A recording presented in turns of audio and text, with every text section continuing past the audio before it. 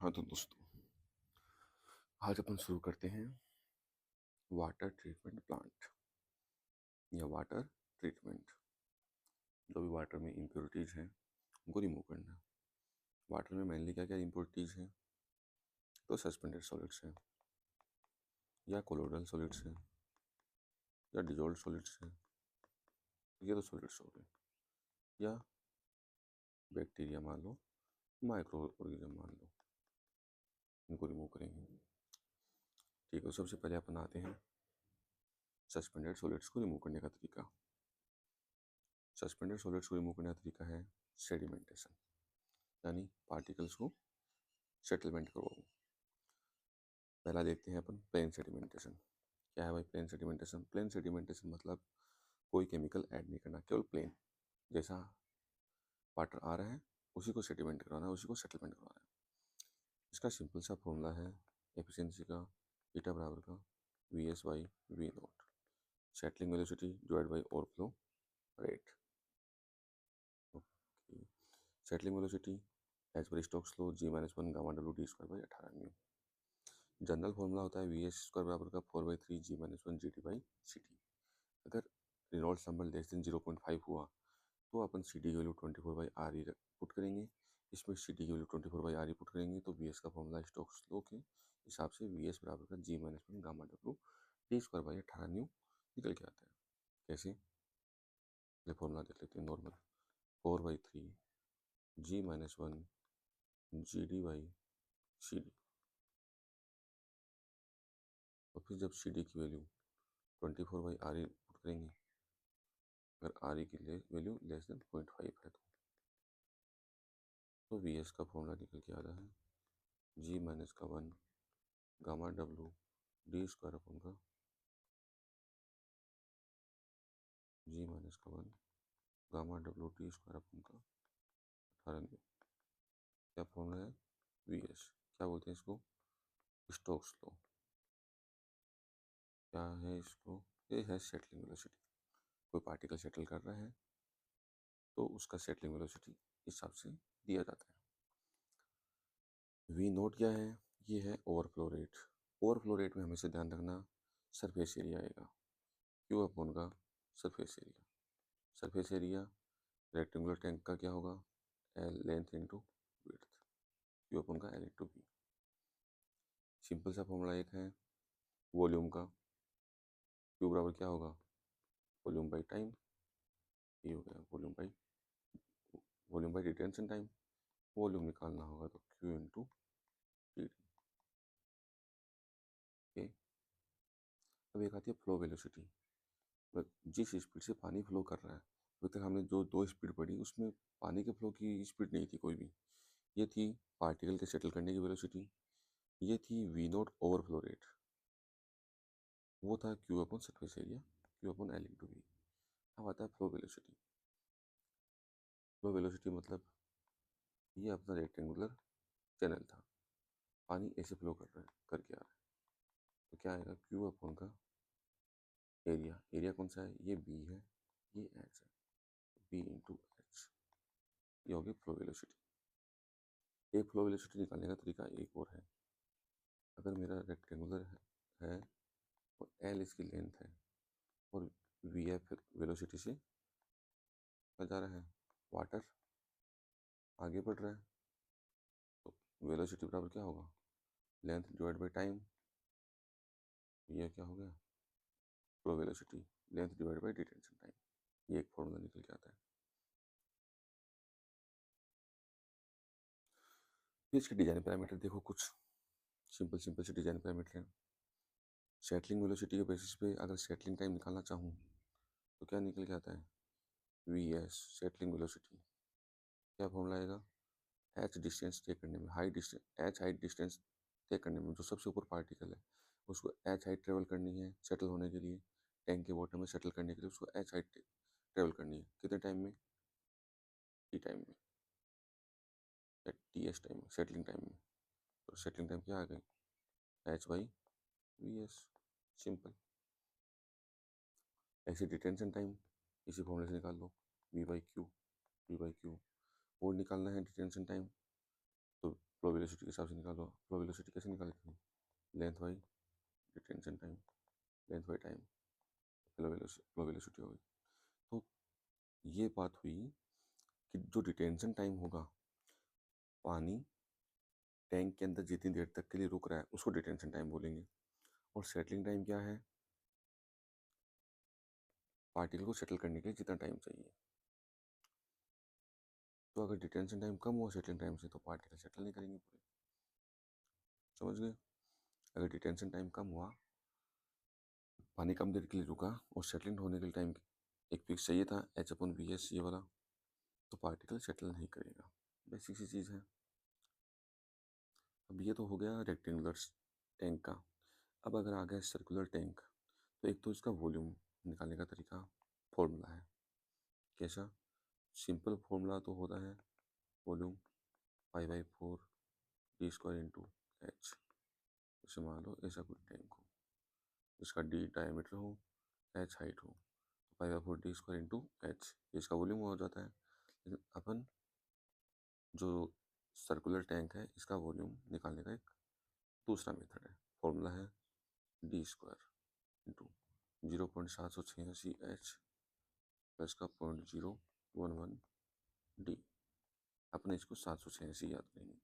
786 क्यों याद करेंगे? क्योंकि मुस्लिम्स के लिए 786 नंबर इंपॉर्टेंट नंबर होता है। हम भी फॉर्मूले में याद करेंगे, याद जल्दी होने के चांस रहेंगे। ठीक है, वॉल्यूम बराबर d² इंटू 786 एच प्लस का 0.011 डी। अब एक सर्कुलर टैंक में एक याद रखने वाली चीज़ और है, जो ध्यान देने वाली चीज़ है। याद रखने वाली तो नहीं है, ध्यान देने वाली चीज़ है कि सर्कुलर टैंक में फ्लो ऐसे होता है। ठीक है, नीचे से ऐसे फ्लो होता है और ऊपर लाके अपन ऐसे छोड़ देते हैं। तो जो वेलोसिटी ऑफ फ्लो है वो जैसे जैसे फ्लो आगे बढ़ता है तो इसका एरिया बढ़ता रहता है। क्यू बराबर ए इंटू वी। क्यू तो कांस्टेंट है, एरिया बढ़ रहा है तो वेलोसिटी ऑफ फ्लो को कम होना पड़ेगा। वेलोसिटी ऑफ फ्लो जैसे जैसे फ्लो आगे बढ़ता है वेलोसिटी ऑफ फ्लो कम होती जाती है, यानी वेलोसिटी ऑफ फ्लो कम हो रही है, डिक्रीज हो रही है। सेटलिंग वेलोसिटी कांस्टेंट है, जो पार्टिकल के सेटल करने की वेलोसिटी है वो कांस्टेंट है। तो क्या होगा? पार्टिकल सिंपल स्ट्रेट पाथ में ना होते हुए पार्टिकल किस में फ्लो करेगा? पार्टिकल कर्व्ड पाथ फॉलो करेगा, पैराबोला फ्लो करेगा। पैराबोला यानी कर्व्ड पाथ फ्लो करेगा। क्यों? क्योंकि वेलोसिटी ऑफ फ्लो डिक्रीज हो रही है। वेलोसिटी ऑफ फ्लो डिक्रीज हो रही है समय के साथ। वेलोसिटी सेटलिंग वेलोसिटी कांस्टेंट है, तो पार्टिकल ऐसे फ्लो करता है, ऐसे पाथ को फॉलो करता है। क्या है? कर्व्ड पाथ को, कर्व्ड पाथ को फॉलो करता है पार्टिकल। समझ में आ गया? तो क्या लिखा हुआ है? वेलोसिटी ऑफ फ्लो डिक्रीज हो जाती है। वेलोसिटी ऑफ फ्लो डिक्रीज हो जाती है जैसे जैसे वो आगे बढ़ता है, क्योंकि एरिया क्या हो रहा है? इंक्रीज हो रहा है, क्योंकि एरिया इंक्रीज हो रहा है। तो path of discrete particle that is settling, जो पार्टिकल डिस्क्रीट पार्टिकल जो कि सेटल हो रहा है वो फॉलो करेगा पैराबोला पाथ को, कर्व पाथ को। ठीक है, हॉरिजॉन्टल हॉरिजॉन्टल में क्या होता है? नॉर्मल रेक्टेंगुलर जो टैंक होता है, in rectangular tank, rectangle tank में, रेक्टेंगल टैंक में वेलोसिटी ऑफ फ्लो भी कांस्टेंट है, वेलोसिटी ऑफ सेटलिंग भी कांस्टेंट है, both are constant. Particle settles in straight path, particle settle करता है इन स्ट्रेट पाथ। समझ में आ गया पूरा? सिंपल सिंपल सा कॉन्सेप्ट था, ये भी सिंपल है। और आगे अपन पढ़ेंगे सेडिमेंटेशन यानी type of tank, type of settling. Plain sedimentation होता है, यानी डिस्क्रीट सेटलिंग होता है, वो टाइप 1 सेटलिंग होती है, डिस्क्रीट सेटलिंग। आगे कोगुलेशन फ्लोगुलेशन एडेड सेडिमेंटेशन है, वो टाइप 2 सेटलिंग होती है, उसमें एग्लोमरेट होते हैं, पार्टिकल एग्लोमरेट होते जाते हैं। ये आगे वो पूरी टेबल बना रखी है, आगे देख लेंगे इसको। और क्या पढ़ने वाली चीज़ है इसमें? एक ही है, अगर रिनॉल्ड्स नंबर ज़्यादा हुआ, रिनॉल्ड्स नंबर ज़्यादा हुआ मतलब टर्बुलेंट फ्लो होगा। टर्बुलेंट फ्लो कौन करवाएगा? पार्टिकल बड़े बड़े होंगे जो सेटल हो रहे हैं, जो भी सस्पेंडेड पार्टिकल्स हैं वो पार्टिकल्स बड़े बड़े पार्टिकल से। तो क्या दिक्कत होती है, जो बड़े पार्टिकल होंगे वो एक छोटा पार्टिकल है, तो इसमें ड्रैग ज़्यादा फोर्स लगेगा, ड्रैग फोर्स ज़्यादा लगेगा। क्यों लगेगा भाई ज़्यादा? क्योंकि एफ डी का फॉर्मूला होता है, ड्रैग फोर्स का फॉर्मूला होता है 1/2 C D rho W area projected into U infinity का स्क्वायर। अब सोचो एरिया प्रोजेक्टेड इसका ज़्यादा होगा, ठीक है, π/4 d² इसका प्रोजेक्टेड एरिया, इसका प्रोजेक्टेड एरिया π/4 स्मॉल d²। तो जिसका एरिया प्रोजेक्टेड ज़्यादा होगा, जिसका डाया ज़्यादा होगा, उसका ड्रैग फोर्स भी ज़्यादा होगा। ड्रैग फोर्स ज़्यादा लगेगा क्योंकि surface area of courser aggregate ज़्यादा है। तो जो एक्चुअल सेटलिंग वेलोसिटी है पार्टिकल की, अब देखो सोचो ड्रैग फोर्स किसी चीज़ का ज़्यादा बढ़ गया, ड्रैग फोर्स किस डायरेक्शन में लगता है, ये सेटल कर रहा है पार्टिकल, ठीक है, वी एस वेलोसिटी से सेटल कर रहा है, तो ड्रैग फोर्स इसके उल्टे डायरेक्शन में लगता है, एफ डी। तो सोचो ड्रैग फोर्स ज़्यादा लग रहा है तो फिर सेटलिंग वेलोसिटी कम निकल के आएगी,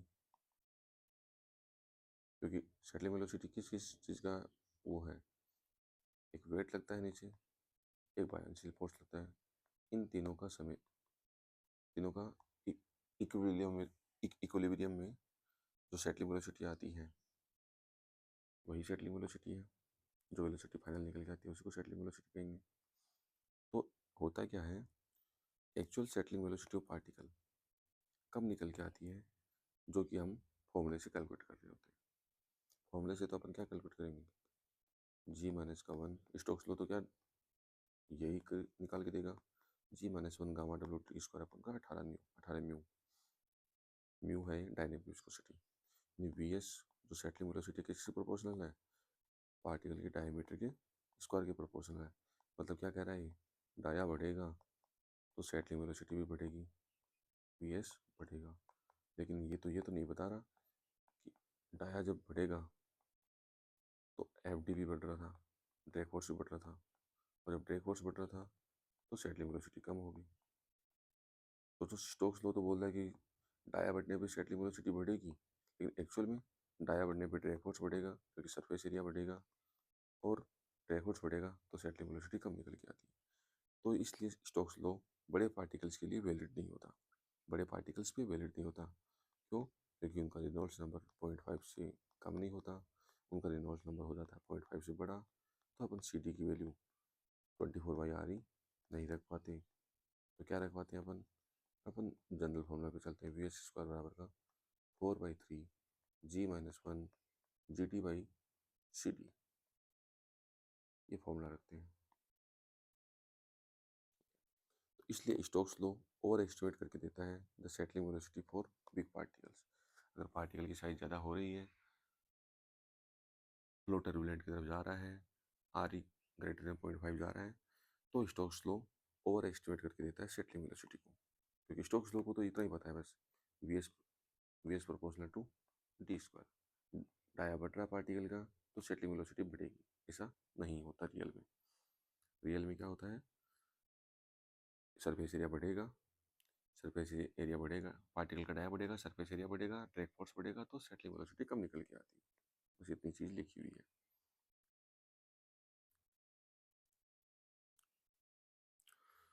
अब अपन चलते हैं डिस्प्लेसमेंट एफिशिएंसी पे।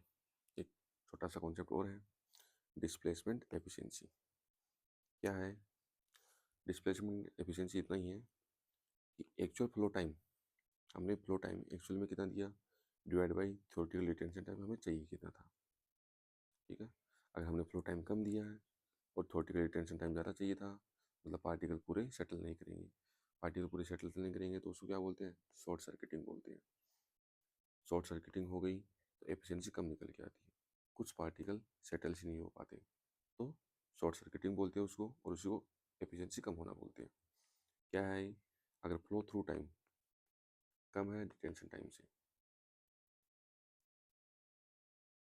फ्लो थ्रू टाइम कम था, फ्लो थ्रू टाइम कैसे निकालेंगे, वी एफ से निकाल लेंगे, एल बाई टी, ये फ्लो थ्रू टाइम हो गया। डिटेंशन टाइम किससे निकालेंगे, वॉल्यूम से निकाल लेंगे, Q into T D. Detention time आपने पहले फिक्स कर लिया, जब डिज़ाइन करने से पहले हमने फिक्स कर लिया, डिज़ाइन करते टाइम हमने फिक्स कर लिया कि हम इतना डिटेंशन टाइम रखेंगे ताकि अपने पार्टिकल की एफिशिएंसी थीटा VS/V नोट क्या निकल के आई, 100% निकल के आई, अपने सारे पार्टिकल सेटल हों। इस हिसाब से हमने डिटेंशन टाइम रखा, क्योंकि अपने को सेटलिंग टाइम पता है, पार्टिकल का सेटलिंग टाइम पता है अपने को। किससे निकालेंगे अपने, ये VS से निकाल लेते हैं। कितना कि एच हाइट तय करने में पार्टिकल को कितना टाइम लगेगा, इसे निकाल लिया। और इसी को हमने TD के बराबर रख दिया। इतना डिटेंशन टाइम तो चाहिए पार्टिकल को सेटल कराने के लिए, 100% सेटल कराने के लिए। तो हमने डिटेंशन टाइम फिक्स कर लिया। अब लेकिन ड्यूरिंग एक्चुअल प्रैक्टिकल में क्या होता है, कई बार फ्लो थ्रू टाइम कम निकल के आता है, किससे, डिटेंशन टाइम से। तो बस वही शॉर्ट सर्किटिंग का कारण बन जाता है कि अगर फ्लो होने के लिए, सॉरी क्या है कि आपका एक्चुअल फ्लो टाइम आपने कम दिया जितना आपको देना चाहिए था। आपको देना चाहिए था डिटेंशन टाइम के बराबर, लेकिन डिस्चार्ज कभी बढ़ गया, डिस्चार्ज इंक्रीज हो गया, Q बराबर A/V। एरिया तो कॉन्स्टेंट था, जो भी टैंक का एरिया तो कॉन्स्टेंट था, वेलोसिटी इंक्रीज हो गई। वेलोसिटी इंक्रीज हो गई तो मतलब क्या हो गया, L/T डिटेंशन टाइम या L/T। L तो उतना ही है, T क्या हो गया, कम हो गया। अब T अगर कम हो गया तो डिटेंशन टाइम से कम निकल के आ गया टाइम, तो क्या हो गया, शॉर्ट सर्किटिंग हो जाती है। शॉर्ट सर्किटिंग हो गई तो मतलब एफिशिएंसी कम निकल जाती है, कुछ पार्टिकल सेटल्स नहीं हो पाते। उसी को कुछ सब चीज़ों को बोलते हैं शॉर्ट सर्किटिंग बोल दो, डिस्प्लेसमेंट एफिशिएंसी बोल दो। डिस्प्लेसमेंट एफिशिएंसी भी क्या होगा, आपने एक्चुअल में टाइम कितना दिया है डिवाइड बाई डिटेंशन टाइम कितना था, T divide by detention time, ये क्या आ जाती है, डिस्प्लेसमेंट एफिशिएंसी निकल के आ जाती है। ओके, अब एक कॉन्सेप्ट और देखो, इसी चीज़ को काउंटर करने के लिए हमने क्या किया, हमने ट्यूब सेटलर्स लगाए या फिर लेमिनर सेटलर्स लगाए।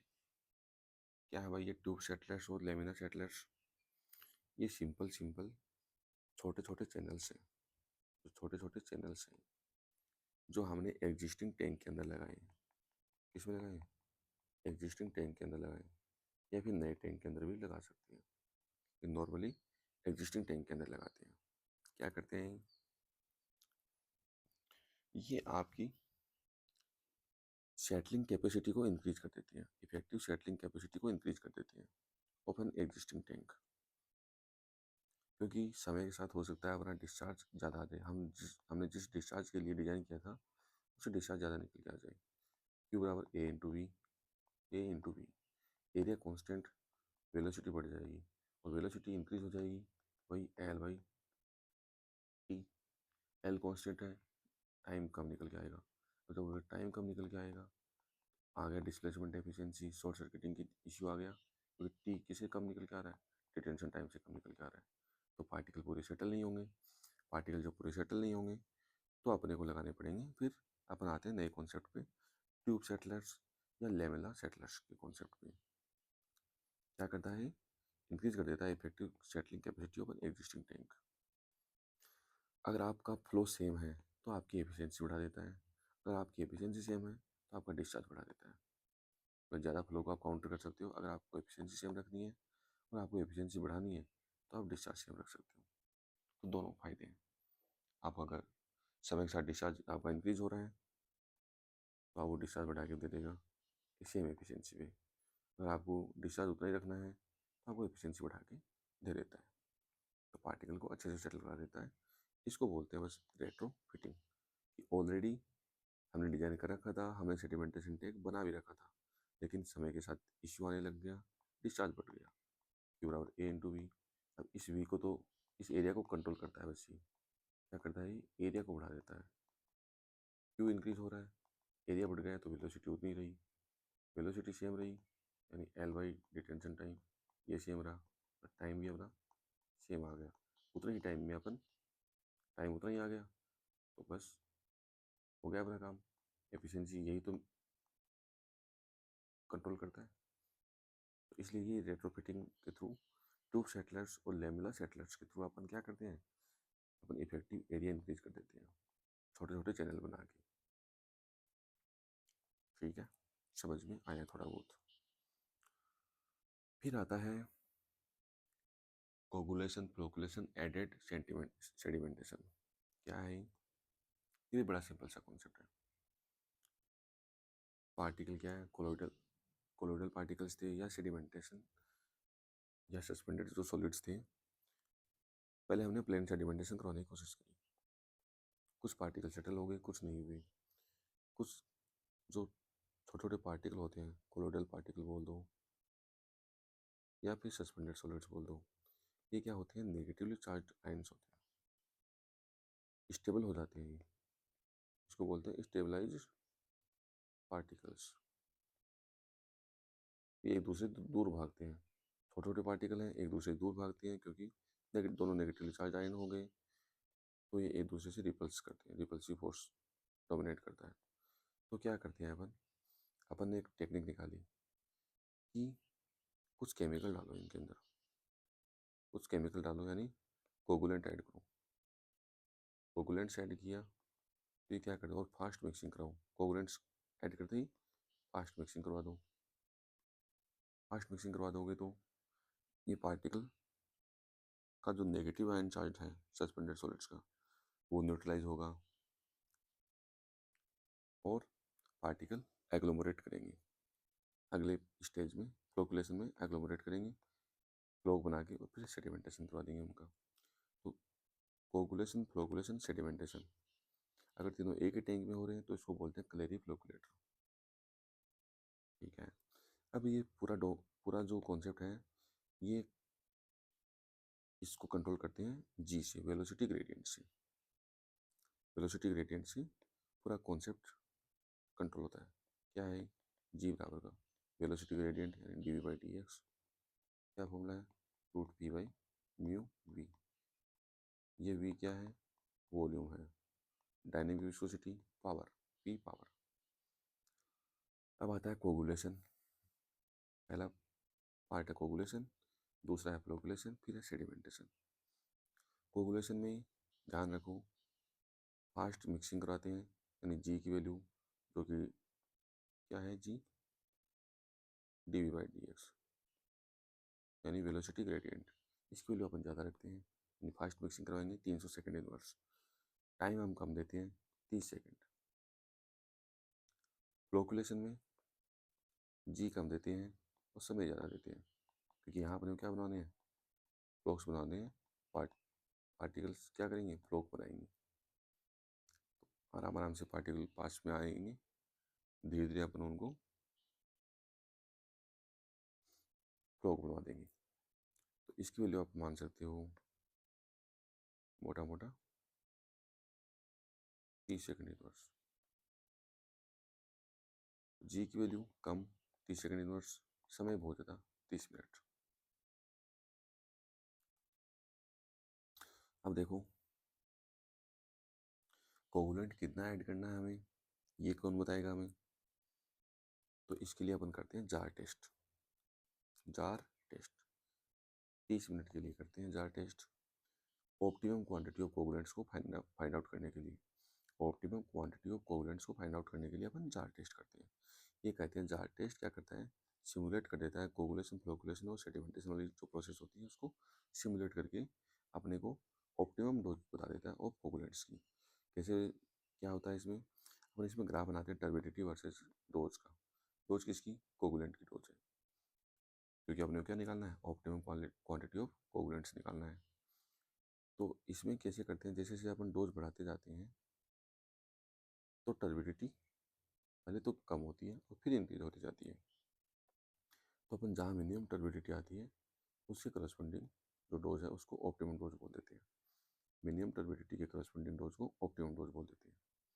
और बस यही ऑप्टिमम डोज है, ये इससे ही निकालनी थी अपने को जार टेस्ट से, optimum quantity of coagulants. Optimum quantity of coagulants, और कोगुलेंट्स की कौन है, एलम या फेरस सल्फेट। तो ये अपन पढ़ेंगे आगे, ये किसे निकालते हैं, जार टेस्ट से।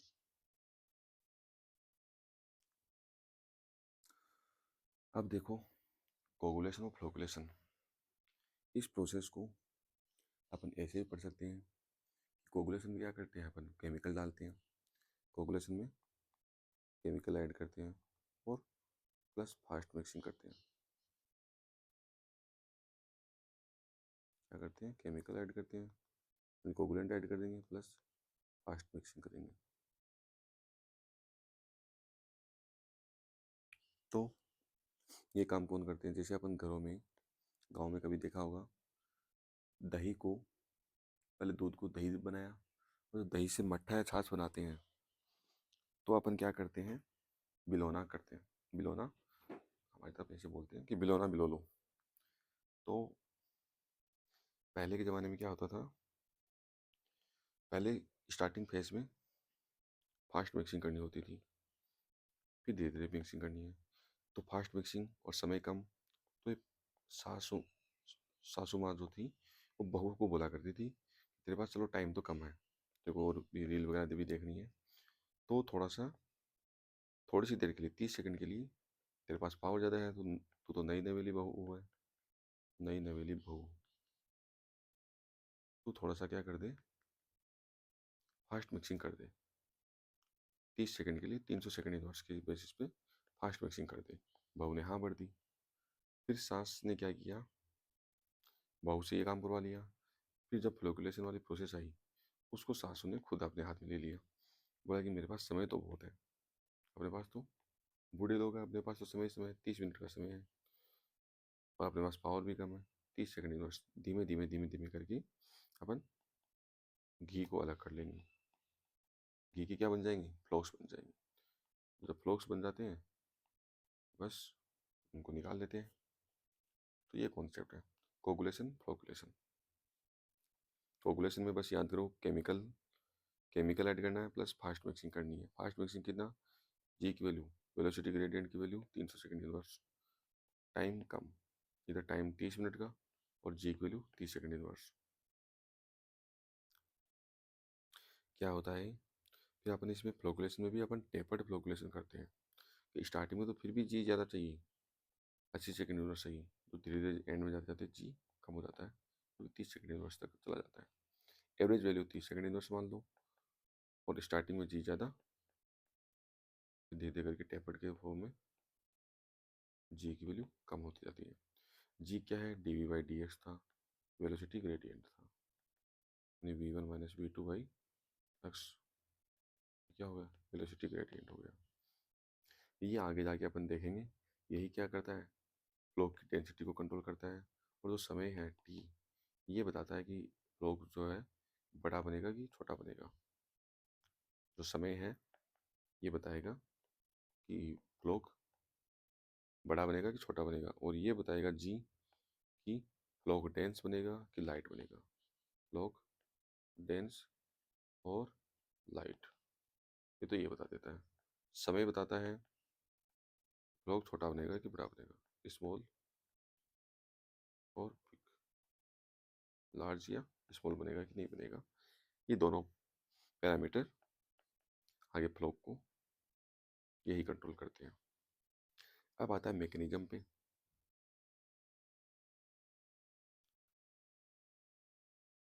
तो 28 मिनट ही हुए, टाइम कितना हो गया, 5:51।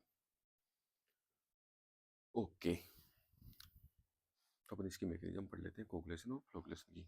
आज अपनी चैप्टर कंप्लीट करते हैं, चैप्टर नहीं टॉपिक। अब आते हैं मैकेनिज्म पे। किसकी मैकेनिज्म, कोगुलेशन की मैकेनिज्म। कोगुलेशन में हमेशा 4 मैकेनिज्म याद रखनी है आपको।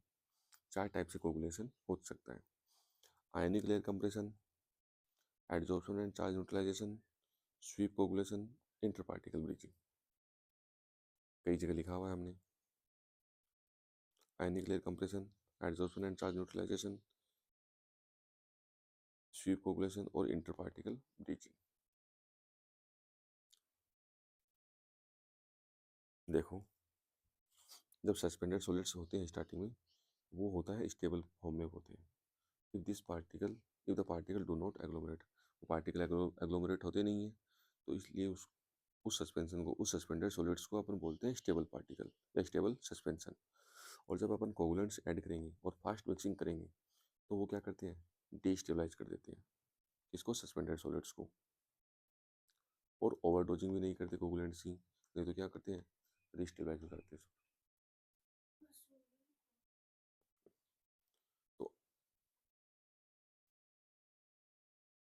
आयनिक layer compression, adsorption and charge neutralisation, sweep coagulation, inter particle bridging. तो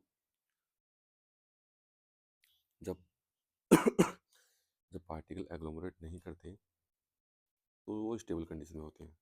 वो पार्टिकल सस्पेंडेड सॉलिड्स या कोलोइडल सॉलिड्स क्या होते हैं, नेगेटिवली चार्ज आयंस होते हैं, एक दूसरे को रिपल्स करेंगे, रिपल्सिव फोर्स डोमिनेट करेगा, और रिपल्सिव फोर्स डोमिनेट करेगा तो पार्टिकल कैसे एग्लोमरेट करेंगे, पार्टिकल दूर दूर रहेंगे तो एग्लोमरेट नहीं करते।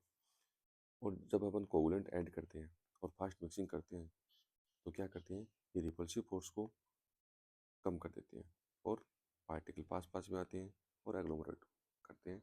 एग्लोमरेट मतलब, एग्लोमरेशन मतलब पार्टिकल चिपक जाते हैं, पार्टिकल पास पास में आ जाते हैं। और वो मैकेनिज्म क्या है कोगुलेशन की, चार मैकेनिज्म है, ionic layer compression, adsorption and charge neutralisation, sweep coagulation और inter particle bridging. Inter particle bridging. अब आयनिक लेयर कंप्रेशन का सबसे आसान तरीका क्या है, सबसे आसान एग्जाम्पल क्या है, आपने नेचर में देखने को मिलता है, जब रिवर ओशियन में मीट करती है, ये क्या है, रिवर है, ये क्या है, सी या ओशन, जो भी मान लो। ओशन के अंदर क्या है, सोल्ट ही सोल्ट है, आयन से आयन है। ये क्या लेके आती है, सस्पेंडेड सॉलिड्स लेके आती है रिवर। तो इन रिवर के सस्पेंडेड सॉलिड्स का, रिवर के सस्पेंडेड सॉलिड्स का आगे जाके ओशन में जाके क्या होता है, सेटलिंग होती है। ये तो बहुत, ओशन क्या है, बहुत बड़ा सेटलिंग टैंक है, बहुत बड़ा सेडिमेंटेशन टैंक है। ठीक है, सेटलिंग होगा, सेटलिंग किस बेस पे होगा, क्योंकि ये जो सस्पेंडेड सॉलिड्स हैं, ये आयन, ये भी क्या है, नेगेटिवली चार्ज आयन से होते हैं, नेगेटिवली चार्ज आयन्स होते हैं, इसलिए सेट नहीं कर पाए। कोलोइडल सॉलिड्स मान लो, इनको सस्पेंडेड सॉलिड्स मान लो, ये नेगेटिवली चार्ज आयन्स हैं, स्टेबल स्टेबल हो रखे हैं, रिपल्सिव फोर्स डोमिनेट कर रहे हैं। ओशन में आयन्स भरे रह पड़े हैं, सॉल्ट्स भरे पड़े हैं, आयन्स भरे पड़े हैं। तो क्या होता है, पहले यहाँ प्रोसेस होती है आयनिक लेयर कंप्रेशन, आयनिक लेयर कंप्रेशन। क्यों, कैसे होती है, क्योंकि आयन्स मिल गए, सस्पेंडेड सॉलिड्स को डी न्यूट्रलाइज कर देंगे, वो जो डी न्यूट्रलाइज कर देंगे, और आयनिक लेयर कंप्रेशन के थ्रू ये सारे सस्पेंडेड सॉलिड्स क्या हो जाते हैं, रिमूव हो जाते हैं, सेटल हो जाते हैं। तो ए टर्बिड स्ट्रीम यानी कि river flowing into an ocean is an example of ionic layer compression. यही कॉन्सेप्ट है, आगे और भी देखो, बार बार लिखा हुआ है। कोगुलेशन क्या है, it is a chemical technique, क्योंकि केमिकल ऐड करते हैं, कोगुलेंट ऐड करते हैं तो केमिकल टेक्निक है, for destabilizing the charge colloidal particle. जो भी कोलोइडल पार्टिकल हैं, जो भी सस्पेंडेड पार्टिकल हैं, वो चार्ज पार्टिकल हैं और उनको डिस्टेबलाइज करने की टेक्निक है। चार्ज कोलोइडल पार्टिकल हैं तो ये स्टेबल हो रखे हैं, ये एग्लोमरेट नहीं होते, वो तो उनको डिस्टेबलाइज करने की टेक्निक है कोगुलेशन, केमिकल टेक्निक है क्योंकि केमिकल ऐड करते हैं। It is carried out by chemicals, इसे कैसे करते हैं कोगुलेशन, केमिकल ऐड करते हैं, सच एज एलम, एलम का फॉर्मूला Al2SO4 का होल थ्राइस डॉट 18H2O। इसका तो आपको वेट भी याद रखना है, मोलिकुलर वेट कितना होता है, 666 ग्राम। और FeCl3 और फेरस सल्फेट, जो भी कोगुलेंट अपने को ऐड करना चाहिए, एंड फास्ट मिक्सिंग करवाते हैं बाई मैकेनिकल मीन्स। तो कोगुलेशन मतलब addition of chemical plus fast mixing. फिर से आ गए हो, mechanism of coagulation, ionic layer compression. अब आयनिक लेयर कंप्रेशन में देखो क्या होता है, फॉर्मेशन ऑफ इलेक्ट्रोलाइट्स, ये बड़ा इंपॉर्टेंट वर्ड है। क्या बन जाते हैं, इलेक्ट्रोलाइट्स बन जाती हैं। जब इलेक्ट्रोलाइट्स बन जाती हैं तो वो रिपल्सिव फोर्स जो है कोलोइडल पार्टिकल्स के ऊपर, जो रिपल्सिव फोर्स है उसको कम कर देते हैं और फिर वो सेटल होने लग जाते हैं, पास पास में आने लग जाते हैं और सेटल हो जाते हैं। तो ये होता है आयनिक लेयर कंप्रेशन में फॉर्मेशन ऑफ इलेक्ट्रोलाइट्स। इलेक्ट्रोलाइट्स कैसे बनेंगे? जो आयन्स होते हैं, आयन्स या तो अपन कोगुलेंट्स ऐड करते हैं उससे आयन्स बनेंगे, Al3+ बन जाएगा, Fe3+ बन जाएगा। इस टाइप से आयन्स बस बने हैं, आयन्स एडजॉर्ब नहीं हुए एक दूसरे के ऊपर, यानी वो तो अगली प्रोसेस आएगी, एडजॉर्प्शन एंड चार्ज न्यूट्रलाइजेशन। वो तो अगली प्रोसेस आएगी कि एक कोलोइडल पार्टिकल होगा नेगेटिवली आयन चार्ज, इसकी चारों तरफ कौन जुड़ेंगे? एडजॉर्ब होंगे, positive ion charge cations add होंगे, फिर इसकी चारों तरफ नेगेटिवली आयन चार्ज और ऐड होंगे। ऐसे करके बड़ा पार्टिकल बन जाता है और फिर वो सेटल कर जाता है। ये तो है अगली प्रोसेस, अगली mechanism, adsorption and charge neutralization. अभी चार्ज न्यूट्रलाइज भी नहीं हुआ, अभी तो केवल इलेक्ट्रोलाइट्स बने हैं। ये इलेक्ट्रोलाइट्स क्या करते हैं? रिपल्सिव फोर्स को रिड्यूस कर देते हैं, रिपल्सिव फोर्स को रिड्यूस कर देते हैं। पास पास में आए भी नहीं है, इलेक्ट्रोलाइट्स जो बने हैं, आयन्स जो बने हैं,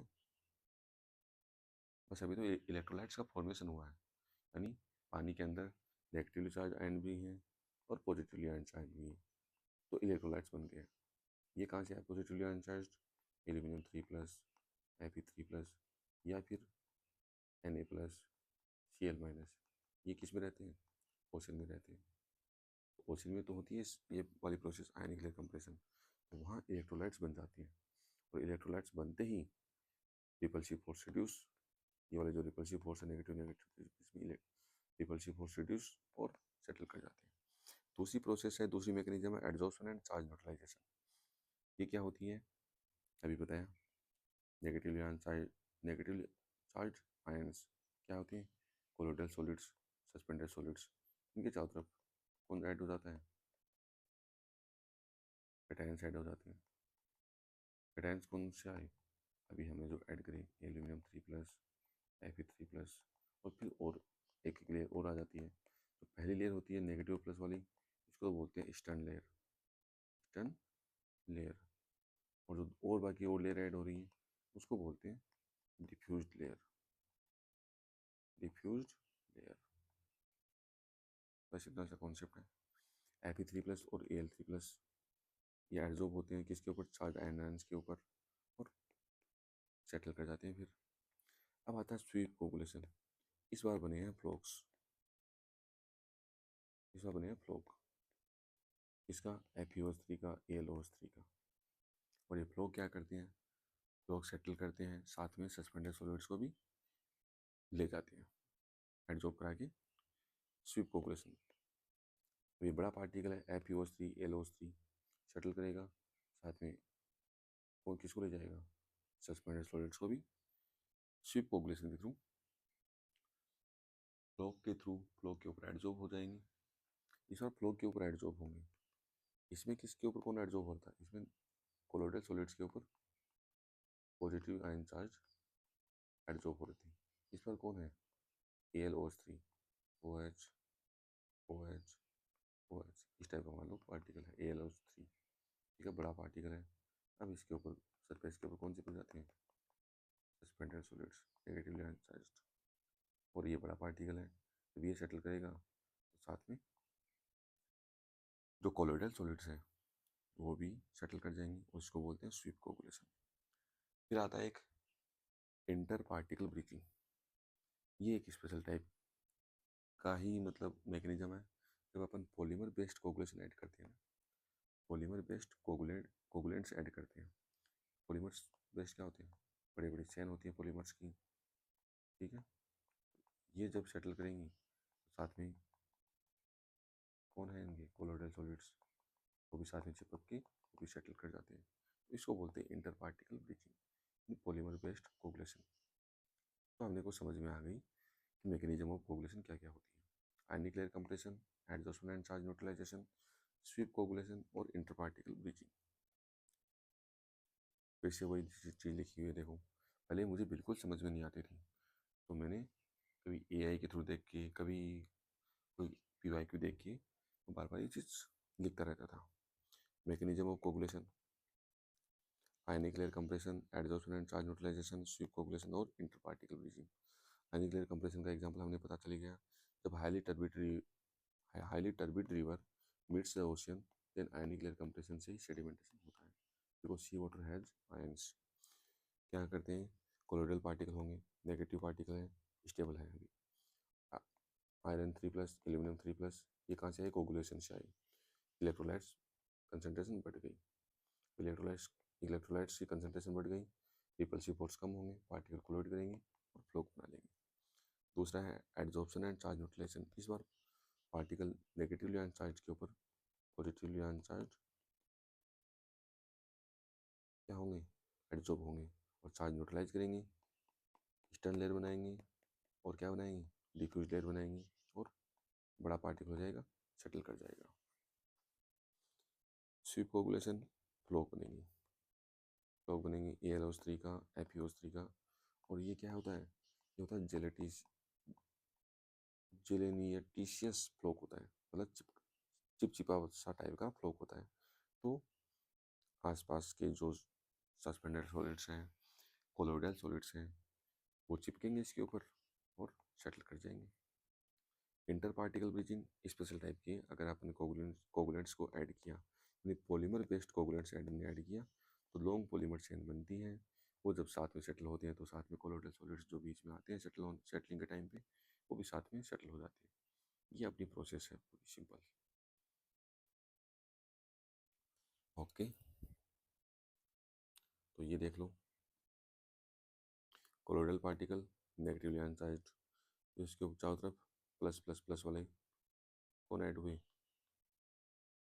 जो Fe3+, एल्यूमिनियम 3+ ऐड हुए। इसको बोलते हैं ईस्टर्न लेयर, इस वाली लेयर को ईस्टर्न लेयर बोल देते हैं।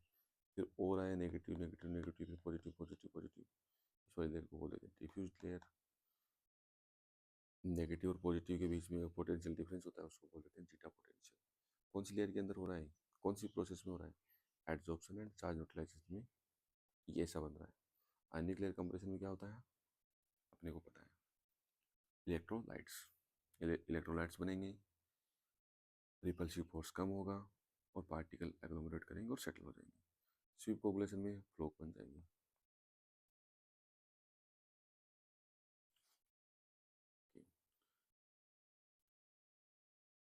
अब और क्या चीज़ है, चीज़ तो बहुत सारी है अभी। फ्लोकुलेशन देख लेते हैं, फ्लोकुलेशन क्या क्या चीज़ होती है। फ्लोकुलेशन क्या है, it is a slow mixing technique. Flocculation coagulation में अपन केमिकल ऐड करते हैं प्लस फास्ट मिक्सिंग करते हैं, फ्लोकुलेशन में स्लो मिक्सिंग करते हैं।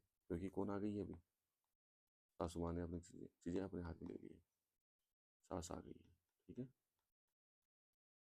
स्लो मिक्सिंग टेक्निक है, carried out after coagulation which promotes the agglomeration, यानी जो पार्टिकल कंबाइन होने वाले हैं, एग्लोमरेशन होने वाले हैं, फिर सेटल होने वाले हैं, ये प्रोसेस को बताता है। जो एग्लोमरेट कराती है किनको, स्टेबलाइज्ड पार्टिकल को। स्टेबलाइज्ड पार्टिकल को पहले तो डिस्टेबलाइज करता है, कौन करता है, डिस्टेबलाइज कोगुलेशन में हो जाते हैं, कोगुलेशन में डिस्टेबलाइज हो जाते हैं और फिर उनको एग्लोमरेट करा देते हैं। स्लो मिक्सिंग प्रोसेस है एग्लोमरेशन। अगर फ्लोकुलेशन में ज़्यादा टाइम लगा दिया, टाइम नॉर्मल कितना है, 30 मिनट ज़्यादा है, तो फ्लोकुलेशन में अगर ज़्यादा टाइम लगा दिया तो फ्लो के अंदर एयर इंटरप्ट हो जाती है, और जब एयर इंटरप्ट हो जाएगी तो फ्लो की डेंसिटी कम हो जाएगी, flow will not settle in the sedimentation tank. ये भी अपने को थोड़ा थोड़ा समझ में आ गया है। ये जो इसकी जो कहानी है, कहानी एलम की, ये अपन नेक्स्ट टॉपिक में पढ़ लेंगे। नेक्स्ट इसमें पढ़ेंगे, ये पढ़ेंगे अपन नेक्स्ट वीडियो में। इससे पहले अपन ये पढ़ लेते हैं, छोटा सा कॉन्सेप्ट है कि जो सेटलिंग होती है या सेडिमेंटेशन होता है सेडिमेंटेशन टैंक में, वो 4 टाइप की होती हैं, सभी के पढ़े भी हुए हैं। Type 1 settling, type 2 settling, type 3 settling और टाइप 4 सेटलिंग। टाइप 1 सेटलिंग को डिस्क्रीट सेटलिंग भी कहते हैं। डिस्क्रीट सेटलिंग मतलब पार्टिकल अपने अपने हिसाब से सेटल कर रहे हैं, डिस्क्रीट वे में सेटल कर रहे हैं, कोई किसी को ज्वाइन करके सेटल नहीं कर रहा है। इंडिविजुअल सेटल्स हो रहे हैं पार्टिकल, साइज और डेंसिटी है ड्यूरिंग सेटलिंग कांस्टेंट है, क्योंकि पार्टिकल एग्लोमरेट नहीं हो रहे, इंडिविजुअल सेटल कर रहे हैं, कोई फ्लो का फॉर्मेशन नहीं हो रहा। तो कहाँ पे होगा ये होगा प्लेन सेडिमेंटेशन डब्ल्यूटीपी में। तो डब्ल्यूटीपी में तो हमने अभी पढ़ा था प्लेन सेडिमेंटेशन, तो उसमें हो जाएगा। जब एचटीपी पढ़ेंगे सीवेज ट्रीटमेंट प्लांट, तो उसमें एक प्रोसेस आती है ग्रिड चैम्बर, उसमें डिवाइस होती है ग्रिड चैम्बर, वो क्या करती है इनऑर्गेनिक सस्पेंडेड सॉलिड्स को रिमूव करती है। तो उसके अंदर भी कौन सी होती है डिस्क्रीट सेटलिंग।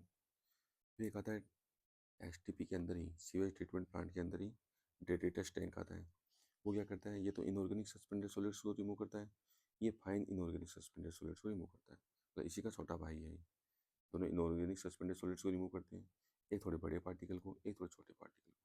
तो जब भी ग्रिड चैम्बर पढ़ेंगे, ग्रिड चैम्बर बोलेंगे, साथ में डेट्रिटस टैंक भी बोलेंगे।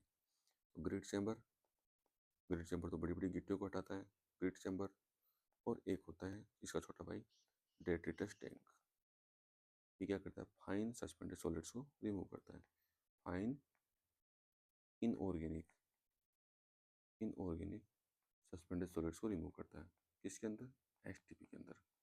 ये क्या करता है ग्रिड चैम्बर इनऑर्गेनिक जो बड़े पार्टिकल इनऑर्गेनिक सस्पेंडेड सॉलिड्स, इसमें एचटीपी में। दोनों में प्रोसेस कौन सी होती है सेटलिंग की, टाइप 1 यानी डिस्क्रीट सेटलिंग। अपने को आइडिया हो गया इसका, type 1 settling discrete settling simple था। अब आते हैं टाइप 2 सेटलिंग। टाइप 2 सेटलिंग या फिर फ्लोकुलेशन सेटलिंग, कहाँ क्या बनता है इसमें फ्लोक्स बनते हैं, तो इसको बोल देंगे फ्लोकुलेशन सेटलिंग, या फिर बोलेंगे डिफरेंशियल सेटलिंग, कि जब सेटल स्टार्ट हुआ था, सेटलिंग स्टार्ट हुई थी पार्टिकल्स की, तब तो पार्टिकल इतना ही बड़ा था, और जब नीचे नीचे ज़्यादा गया तो पार्टिकल इतना बड़ा बन गया। क्यों, क्योंकि फ्लो फॉर्मेशन हुआ, बीच में साथ में और पार्टिकल ऐड होते गए, तो ड्यूरिंग सेटलिंग पार्टिकल का वेट एंड डेंसिटी दोनों इंक्रीज होते जाते हैं। तो डिफरेंशियल सेटलिंग, पार्टिकल एग्लोमरेट होते हैं ड्यूरिंग सेटलिंग और फॉर्म करते हैं लार्ज फ्लोक। इसमें होता है कोगुलेशन फ्लोकुलेशन एडेड सेडिमेंटेशन में होता है, जो भी अपन पढ़ आए हैं क्लेरी फ्लोकुलेटर। तो कोगुलेशन फ्लोकुलेशन एडेड सेडिमेंटेशन में टाइप 2 सेटलिंग होती है, आइडिया है अपने को। या फिर होती है ये एंड कहाँ होती है एचटीपी में, कहाँ होगी प्राइमरी सेडिमेंटेशन टैंक में होगी। प्राइमरी सेडिमेंटेशन टैंक में क्यों होगी भाई, क्योंकि अपन उसमें ऑर्गेनिक मैटर को भी सेटल करवाते हैं। ऑर्गेनिक मैटर क्या होते हैं स्टिकी नेचर के होते हैं, चिपचिपे नेचर के होते हैं, ठीक है। जब ये सेटल करते हैं साथ में बाकी सस्पेंडेड सॉलिड्स हैं वो भी इनके चिपक जाती हैं, क्योंकि ये क्या है स्टिकी नेचर की है। और ऑर्गेनिक मैटर हमेशा स्टिकी नेचर का होता है, तो ऑर्गेनिक मैटर सेटल कर रहा होता है तो साथ में स्टिकी नेचर के कारण बाकी सस्पेंडेड सॉलिड्स भी इसके स्टिक हो जाते हैं, चिपक जाते हैं। तो बस हो गया बात, पार्टिकल ये तो सिंपल पार्टिकल था ऑर्गेनिक मैटर, सेटल होता गया स्टिकी मैटर, स्टिकी नेचर के कारण सस्पेंडेड सॉलिड्स ऐड होते गए, इसमें बड़ा फ्लोक बना देता है, बड़ा पार्टिकल बना देता है। हो गया type 2 settling, flocculation settling, differential settling. WTP में तो कोगुलेशन फ्लोकुलेशन एडेड सेडिमेंटेशन में, एचटीपी में ड्यू टू ऑर्गेनिक मैटर के कारण, क्योंकि प्राइमरी सेडिमेंटेशन टैंक में लिख देते हैं, प्राइमरी सेडिमेंटेशन टैंक में किसमें एचटीपी में organic matter plus inorganic matter दोनों दोनों को सेट करवाते हैं। ऑर्गेनिक मैटर के कारण स्टिक नेचर होता है, स्टिक नेचर के कारण क्या बोलते हैं टाइप 2 सेटलिंग देखने को मिलती है एचटीपी के पीएचटी में, प्राइमरी सेडिमेंटेशन टैंक में। अब आता है type 3 settling. Type 3 settling simple सी है, इसको याद रखो SST after ASP, activated sludge process के बाद जो सेकेंडरी सेडिमेंटेशन टैंक आता है उसके अंदर टाइप 3 सेटलिंग देखने को मिलती है। नाम है इसका जोन या हिंडर्ड सेटलिंग। तो इसमें क्या करता है, होल सस्पेंशन सेटल्स टुगेदर। अब एक और आता है टाइप 4 सेटलिंग, इसको बोलते हैं कंप्रेशन सेटलिंग। इसमें एक याद रखो, जो भी SST secondary sedimentation tank after trickling filter. अब ट्रिकलिंग फिल्टर में क्या होता है, देखो ट्रिकलिंग फिल्टर में ये फिल्टर मीडिया है, ठीक है। कोई भी filter media, single filter media ले लिया आपने, इसके ऊपर क्या होता है, स्लाइम लेयर ग्रोथ करती है, माइक्रो ऑर्गेनिज्म की स्लाइम लेयर ग्रोथ करती है। और इसके जो अंदर की साइड है, स्लाइम लेयर की एकदम अंदर की साइड, यहाँ होता है अनारोबिक डाइजेशन, क्योंकि यहाँ तक ऑक्सीजन तो पहुँच नहीं पाती, अनारोबिक डाइजेशन होता है। प्लस एंडोजनस रेस्पिरेशन होता है, क्योंकि लास्ट में पार्टिकल जो माइक्रो ऑर्गेनिज्म होते हैं अंदर वाले, वो खुद को ही खाने लग जाते हैं, एंडोजनस रेस्पिरेशन होता है। बाहर होता है एक्सोजनस और अंदर होता है एंडोजनस। बाहर होती है एरोबिक डाइजेशन, क्योंकि बाहर तो ऑक्सीजन मिल रही है, अंदर होता है एनारोबिक डाइजेशन। तो ये फिर लेयर पूरी हटती है, जब एनारोबिक डाइजेशन होगा, माइक्रो ऑर्गेनिज्म खुद को खाने लग जाएगा, तो ये फिर इससे रिमूव हो जाते हैं, फिल्टर मीडिया से रिमूव हो जाती है। इसको बोलते हैं स्लोगिंग। स्लोगिंग हो जाती है किसकी, स्लाइम लेयर की। स्लाइम लेयर की जब स्लोगिंग होती है तो इस टाइप के बड़े बड़े पार्टिकल देखने को मिलते हैं, बड़ी बड़ी स्लाइम लेयर देखने को मिलती है। तो जब ये सेटल होंगे SST के अंदर, तो इसको बोलते हैं, ये कंप्रेशन के रूप में सेटल होते हैं। एक लेयर सेटल होती है तो दूसरे को कंप्रेस कर रही होती है, दूसरे को तीसरे को कंप्रेस कर रही होती है, कंप्रेशन सेटलिंग बोलते हैं इसको। कंप्रेशन सेटलिंग किस में होगी, SST आफ्टर ट्रिकलिंग फिल्टर में, या फिर स्लज डाइजेस्टर, स्लज थिकनर, नाम इनके तो स्लज है। तो यहाँ तो हो रही होती है टाइप 4 सेटलिंग, कंप्रेशन सेटलिंग। और ASP में ऐसा कुछ बनता नहीं है। ASP में बैक्टीरिया ऑर्गेनिक मैटर खाते हैं, लेकिन एक तो वो सस्पेंडेड ग्रोथ होती है, पार्टिकल किसी के ऊपर अटैच नहीं रहते। इसमें तो क्या है, अटैच ग्रोथ होती है, आगे पढ़ेंगे पूरा। अटैच ग्रोथ सिस्टम है ये तो। इसमें स्लाइम लेयर बनती है, उसका स्लोगिंग होता है, बड़े बड़े पार्टिकल बनते हैं और कंप्रेशन सेटलिंग करते हैं। और टाइप 3 सेटलिंग में SST आफ्टर ASP में जोन और हिंडर्ड सेटलिंग होती है। तो इनसे तो भयंकर सेटलिंग होती है टाइप 2 टाइप 1 टाइप 2 से, लेकिन टाइप 4 जितनी कंप्रेशन सेटलिंग नहीं होती, केवल जोन और हिंडर्ड सेटलिंग होती है। एक दूसरे को हिंडर्ड तो करते हैं पार्टिकल सेटल होते भी, लेकिन पूरी कंप्रेशन सेटलिंग नहीं करते। तो इसलिए हमने एक नया टाइप का सेटलिंग बनाती है, टाइप 3 सेटलिंग, जोन और हिंडर्ड सेटलिंग। इसमें करते हैं SST आफ्टर ASP में। तो ये पूरा कॉन्सेप्ट था, ये अपने वो आइडिया है कि याद रहेगा। ठीक है दोस्तों, अब अपन चलते हैं नेक्स्ट टॉपिक की तरफ, या नेक्स्ट वीडियो में अपन आगे पढ़ेंगे इसका। अपना क्या बचा हुआ है, मैकेनिज्म बची हुई है अपनी, मेनली तो काफ़ी सिंपल सी मैकेनिज्म है, इसको नेक्स्ट वीडियो में कंप्लीट करेंगे। ओके दोस्तों, मिलते हैं नेक्स्ट वीडियो में।